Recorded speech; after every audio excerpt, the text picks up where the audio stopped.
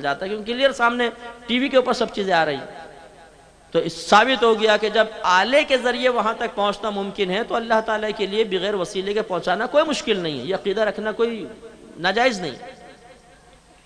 تو ہمارے نبی کریم صلی اللہ علیہ وسلم دور و نزدیک کو دیکھ رہے ہیں، ان کی نگاہوں کی وسعت کا عالم کیا ہے، دور و نزدیک کی آوازیں سن رہے ہیں اللہ کی عطا سے۔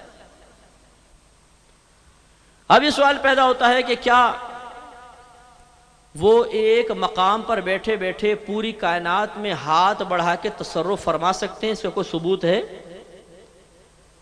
اور یہ چلیں ضمناً بات آ گئی تھی کہ آسمان سے انہوں نے زمین پر دیکھا، میں ایک اور اس پر دلیل پیش کرتا ہوں کہ کیا نبی کریم صلی اللہ علیہ وسلم ایک مقام پہ بیٹھ کے پوری کائنات کو دیکھ سکتے ہیں کہ نہیں؟ تو آپ بخاری اٹھا کے پڑھیے، نبی کریم صلی اللہ علیہ وسلم نے ارشاد فرمایا کہ بعثت بجوامع الکلم، اللہ تعالیٰ نے مجھے جامع کلمات کے ساتھ بھیجا ہے۔ بات مختصر ہوتی ہے لیکن اس میں معانی کا ایک سمندر پوشیدہ ہوتا ہے۔ وَنُصِرْتُ بِالرُّعْبِ، اور اللہ تعالیٰ نے روب و دبدبے کے ساتھ میری مدد فرمائی ہے، میری مدد کی گئی ہے۔ اور پھر ارشاد فرمایا کہ بَيْنَ أَنَا نَائِمٌ، اس دوران کہ میں ایک مرتبہ سو رہا تھا، اُؤْتِيتُنِي، مجھے دے دی گئیں، بِمَفَاتِيحِ الْأَرْضِ، تمام زمین کی کنجیاں، زمین کے خزانوں کی کنجیاں دے دی گئیں۔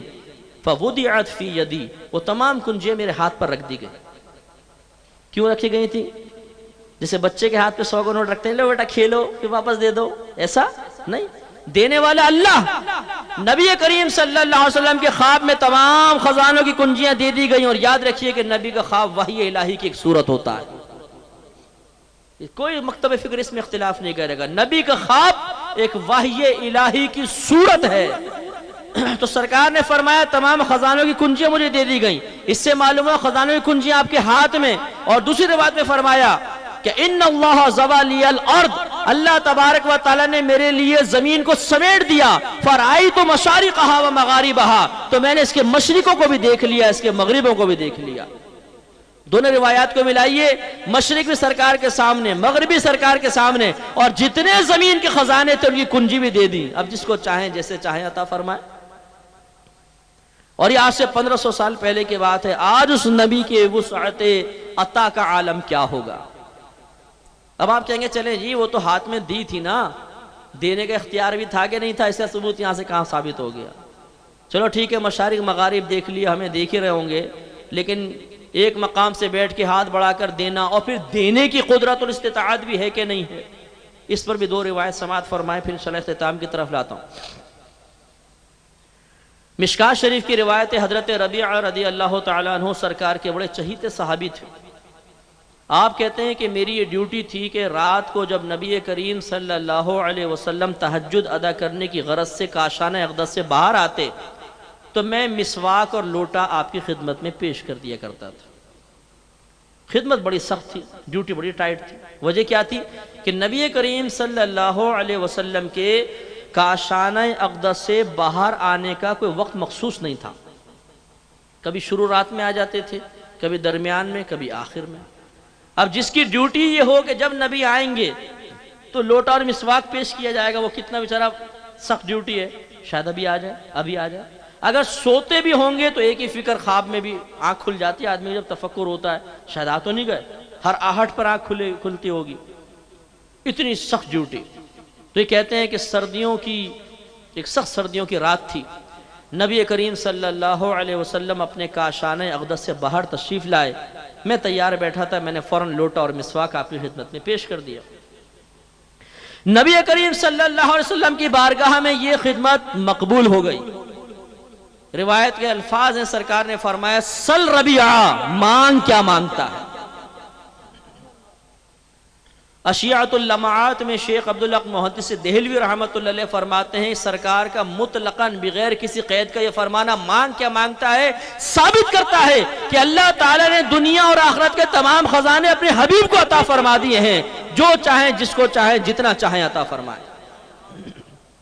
ہم جیسے ہوتے تو کہتے ہیں یا رسول اللہ گورنمنٹ آپ کے ہاتھ میں اگر یہ 200 گز کا ماڈل ٹاؤن میں پلاٹ مل جائے تو بہت اچھا ہے۔ نہیں، وہ صحابی تھے ان کا عقیدہ تھا کہ اللہ کی عطا سے اللہ کے نبی تمام چیزیں دینے پہ قادر ہے۔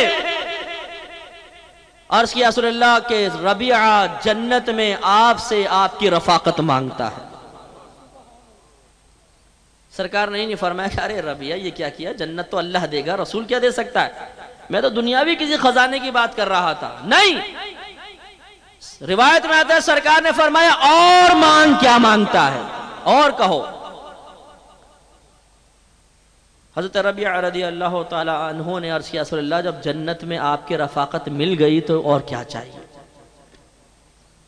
تو اب اور فرمایا کہ جب سرکار نے فرمایا سل ربیعہ مانگ کیا مانگتا ہے، تو حضرت ربیعہ رضی اللہ تعالی عنہ نے یہ نہیں کہا یا رسول اللہ معذرت کے ساتھ مانگنا تو اللہ سے چاہیے، کون سی ایسی چیز ہے جو اللہ نہیں دیتا، تو پھر میں آپ سے کیوں مانگوں؟ میں تو براہ راست اپنے اللہ سے مانگوں گا، اگر میں آپ سے مانگوں گا تو شرک کا ارتکاب ہو جائے گا، مشرک ہو جاؤں گا۔ نہیں، کہنے والی ذات اللہ کے نبی کی ہے، اگر معاذ اللہ نبی سے مانگنے میں شرک کا کوئی پہلو ہوتا تو کبھی بھی نبی کریم صلی اللہ علیہ وسلم یہ الفاظ ادا نہ فرماتے کہ سل ربیعہ مانگ کیا مانگتا ہے۔ سل مانے سوال کر، ربیعہ سوال کر، مانگ کیا مانگتا ہے۔ اس سے معلوم ہوا کہ اگر عقیدہ صحیح ہو کہ دینے والی ذات صرف اللہ کی ہے، لیکن جب بھی دیتا ہے کسی نہ کسی وسیلے سے ہی دیتا ہے۔ آپ سب بیٹھے ہیں، ذی شعور ہیں، ایک مجھے چیز کا نام بتا دیں جو اللہ نے آپ کو بغیر کسی وسیلے کے براہ راست عطا فرمائی ہو، بتائیے۔ ایمان ملا کس کے وسیلے سے؟ نبی۔ کھانا ملتا ہے کس کے وسیلے سے؟ نوٹ۔ آپ دنیا میں کس کے وسیلے سے آئے؟ ماں باپ کے وسیلے سے۔ ہر چیز کے لیے ایک وسیلہ ہے، حتیٰ کہ بارش برساتا ہے تو فرشتوں کی ڈیوٹی لگائی ہوئی تم بارش برساؤ، کیوں؟ چاہے تو براہ راست برسا دے۔ معلوم یہ ہوا کہ اللہ تعالیٰ کسی کا محتاج نہیں، اس کے باوجود وسیلہ قائم فرماتا ہے، تو وسیلہ قائم کرنا سنت الہیہ ہے، یہ جائز ہے۔ نبی کریم صلی اللہ علیہ وسلم حضرت ربیعہ کو جنت میں اپنی رفاقت عطا فرمانے کے سلسلے میں ایک وسیلہ بنے، دی اللہ نے، لیکن اپنے حبیب کے ذریعہ عطا فرمائی، بالکل جائز ہے، اس میں شرعاً کوئی قباحت نہیں۔ سرکار صلی اللہ علیہ وسلم ایک مثال اور دیتا ہوں مانگنے کی، دیکھیے۔ سرکار منبر اقدس پہ جلوہ فروز ہیں، بخاری کی روایت ہے، صحیح ترین روایت ہے۔ ایک اعرابی کھڑے ہو گئے، یا رسول اللہ صلی اللہ علیہ وسلم قحط سالی کی وجہ سے مویشی ہلاک ہو رہے ہیں، فصلیں تباہ ہو گئیں، پانی کے ذخائر ختم ہیں، آپ اللہ کی بارگاہ میں دعا فرمائیے کہ اللہ تبارک و تعالی بارش برسائے۔ روایت میں کہیں ثابت نہیں کہ نبی نے فرمایا کہ اے صحابہ عرصہ دراز تک تمہیں توکل علی اللہ کا درس دیتا رہا ہوں، توحید کا درس دیتا رہا ہوں، اللہ تعالیٰ قدرت و اختیار والا ہے، ڈائریکٹ مانگو گے تب بھی عطا فرمائے گا، کیوں مجھ سے دعا کے لیے کہتے ہو؟ کیا اللہ نہیں سن سکتا؟ ڈائریکٹ اللہ سے مانگو، جاؤ۔ نہیں، صحابی نے عرض کی، سرکار نے ہاتھ اٹھائے، اے اللہ ہم پر بارش برسا دے۔ صحابی کہتے ہیں ہاتھ نیچے نہ آنے پائے تھے کہ موسلادھار بارش شروع ہو گئی۔ بارش تو برستی ہی تھی، پھر اللہ تعالیٰ نے ایک صحابی کے کھڑے ہو کر عرض کرنے کا انتظار کیوں فرمایا؟ اللہ تعالیٰ نے ہر چیز کا وقت مقرر کیا، وہ انتظار نہیں فرما رہا تھا، اس نے ایک وقت مقرر کیا، لیکن یہ طریقہ کار کیوں اختیار فرمایا؟ کیوں صحابی کو توفیق دی کہ وہ کھڑے ہوئے، پھر دعا کروائی، پھر نبی نے دعا کی، پہلے ہی بارش کیوں نہیں برسا دی؟ آپ سمجھیے اللہ کی حکمت ہی یہ ہے تاکہ قیامت تک لوگوں کو پتہ چل جائے کہ دینے والی ذات اللہ کی ہے، لیکن جب اس سے مانگنے میں کسی محبوب کا وسیلہ اختیار کیا جائے تو ضرور اللہ تعالیٰ عطا فرماتا ہے، بہت کرم فرماتا ہے، حاجاتیں پوری کر دیتا ہے۔ دعا فرمائی، بارش برسنا شروع ہو گئی۔ صحابہ کرام کہتے ہیں ہم نے بارش کے اندر نماز ادا کی اور جب گھر واپس گئے تو گھٹنے گھٹنے پانی ہو چکا تھا۔ ایک مہینے تک ایک ہفتے تک بارش ہوتی رہی۔ اگلا جمعہ آیا، راوی کہتے ہیں کہ وہی اعرابی یا کوئی اور صحابی کھڑے ہو گئے اور عرض کی یا رسول اللہ جو بچا ہوا تھا وہ بھی بہہ گیا، آپ دعا فرمائیے بارش رک جائے۔ اب سرکار مسکرا دیے، اب بھی یہ نہیں فرمایا کہ چلو شروع تو میں نے کروائی تھی، ختم تو ڈائریکٹ کروا لو، نہیں، نبی کریم صلی اللہ علیہ وسلم نے اللہ کی بارگاہ میں عرض کی یا رب کریم ہمارے اطراف میں برسا، مدینے پہ نہ برسا۔ اس کے بعد سرکار جہاں اشارہ فرماتے تھے بادل ہٹ کر مدینے سے ہٹ کر باہر چلے جاتے تھے۔ صحابہ کہتے ہیں جب نماز پڑھ کے ہم گئے تو ہم نے دیکھا کہ مدینے کے اطراف میں بارش ہو رہی تھی، مدینے میں ایک قطرہ بھی نہیں برس رہا تھا۔ تو صحابہ کرام نے آ کر نبی کی بارگاہ کے اندر حاجت کا سوال کیا ہے، اور نبی کریم صلی اللہ علیہ وسلم نے عطا فرمایا ہے۔ اب بعض یہ کہہ دیتے ہیں جی وہ تو ما تحت الاسباب تھا، دعا فرمائی سبب اختیار کیا تو ہو گیا۔ ما فوق الاسباب، ما فوق الاسباب جو ہے یہ منع ہوتا ہے، یعنی ڈائریکٹ نبی سے کہنا کہ جی مطلب مسئلہ مثال کے طور پر نبی بارش برسا سکتا ہے، یہ نہیں۔ نبی کوئی چیز ڈائریکٹ دے سکتا ہے، یہ نہیں۔ ہاں وہ دعا کرے گا بس کافی ہے، کیونکہ وسیلہ نبی بھی ایک وسیلہ بنائے گا تو ہو سکتا ہے، ڈائریکٹ کچھ نہیں کر سکتا، یہ بھی عقیدہ صحیح نہیں ہے۔ نبی کریم ڈائریکٹ بھی بہت کچھ کر سکتے ہیں، اور ثابت ہے۔ ایک بس روایت عرض کر کے آگے چلیں گے۔ حضرت ابو ہریرہ رضی اللہ تعالی عنہ کا کہنا تھا کہ میں نبی کریم صلی اللہ علیہ وسلم کی خدمت میں حاضر رہتا تھا، صحابہ کرام تجارت وغیرہ کرتے تھے، میں صرف علم سیکھتا تھا، لیکن کوئی بات میرے ذہن میں رہتی نہیں تھی۔ تو ایک دفعہ میں نے نبی کریم صلی اللہ علیہ وسلم کی خدمت میں عرض کیا، رسول اللہ میرے حافظے کے لیے کچھ کیجئے، ذہن میں بات بیٹھتی نہیں ہے، رہتی نہیں، نکل جاتی ہے۔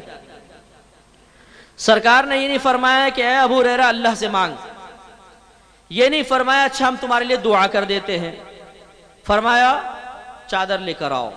چادر بچھائی، جو اللہ کے نبی نے پڑھنا چاہا وہ پڑھا، اس کے بعد چادر سمیٹ کر ابو ہریرہ کے حوالے کر دی۔ کہتے ہیں کہ ابو ہریرہ فرماتے ہیں کہ وہ دن ہے، آج کا دن ہے، جو بات سن لی پھر میرے ذہن سے کبھی بھی نہیں نکلی۔ اب دیکھیں ایک لمحے میں حافظہ عطا فرما دینا کتنی بڑا یہ معجزہ ہے، کتنی بڑی نبی کریم کی برکت اور کرامت۔ یہ تو ایک واقعہ میں سینکڑوں مثالیں آپ کو دے سکتا ہوں، حدیثوں کی کتابیں بھری پڑی ہیں کہ نبی کریم صلی اللہ علیہ وسلم نے صحابہ کرام کو اس طریقے سے بغیر کسی وسیلے کے بھی عطا فرمایا ہے۔ تو پوری کائنات کے خزانے حقیقتاً نبی کریم کو عطا کیے گئے ہیں، اور آپ ان کو عطا فرمانے پر قادر بھی ہیں، عطا فرمائے ہیں آپ۔ اب یہ بات کہ کیا مدینہ منور سے بیٹھ کے ہاتھ بڑھا کے ہمیں دے سکتے ہیں، تو اس پر ایک دلیل سماعت فرما لیں، پھر ہم اختتام کی طرف آئیں گے۔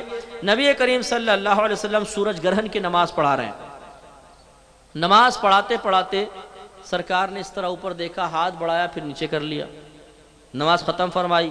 صحابہ کرام نے پوچھا یا رسول اللہ صلی اللہ علیہ وسلم، یہ آج ہم نے آپ کو ایک عجیب و غریب معاملہ کرتے دیکھا، آج سے پہلے تو کبھی ایسا نہیں دیکھا۔ سرکار نے جواب میں نہیں فرمایا کہ صحابہ نماز پڑھ رہے تھے کہ مجھے دیکھ رہے تھے، نماز میں صرف اللہ کا خیال آنا چاہیے، نبی کا خیال لانا برا ہے، کچھ بھی منع نہیں فرمایا۔ اور میں نے بھی آپ کو پہلے بتایا، اگر نبی کسی عمل پر خاموشی اختیار کرے تو یہ اس عمل کے جواز کی دلیل ہوتا ہے۔ معلوم یہ ہوا کہ نماز میں نبی کا خیال لانا یہ تو صحابہ کرام کی سنت ہے، جب دیکھیں گے تو خیال بھی آئے گا، اس میں کوئی حرج نہیں ہے، اور یہ اللہ کی طرف توجہ کرنے کے منافی نہیں ہے۔ سرکار نے فرمایا میں نماز پڑھا رہا تھا، میں نے آسمان کی طرف دیکھا، مجھے جنت نظر آئی، اس میں گچھا نظر آیا، میں نے چاہا کہ تمہارے لیے توڑ کر لے آؤں، پھر اس خیال سے ہاتھ کو نیچے کر لیا کہ اگر اس کو توڑ کر زمین پر لے آؤں گا تو تم قیامت تک کھاتے رہو گے، وہ کبھی ختم نہیں ہوگا۔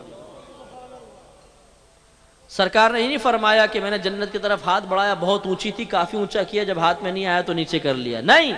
معلوم یہ ہوا کہ زمین پہ کھڑے ہو کر جنت تک ہاتھ پہنچا سکتے ہیں، لیکن اس وجہ سے نہیں پہنچایا کہ وہ گچھا نیچے آئے گا، جنت کی نعمت میں فنا نہیں، کھائیں گے پھر پورا ہو جائے گا، کھائیں گے پھر پورا ہوگا، کھائیں گے پھر پورا ہوں گے۔ تو کافر اس غیب کو دیکھ کر ایمان لے آئیں گے، اور غیب کو دیکھ کر ایمان لانا شریعت میں معتبر نہیں ہے۔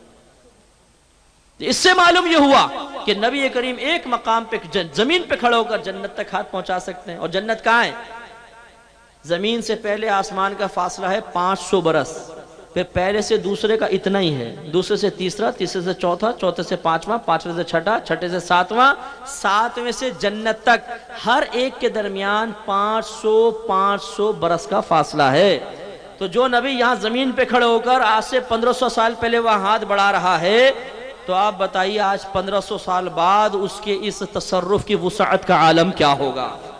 اگر اس کے بارے میں یہ عقیدہ رکھا جائے کہ وہ نبی وہاں سے بیٹھ کے ہاتھ بڑھا کے آپ کے ہاتھ میں کچھ دے دے، تو کون سے تعجب کی بات ہے؟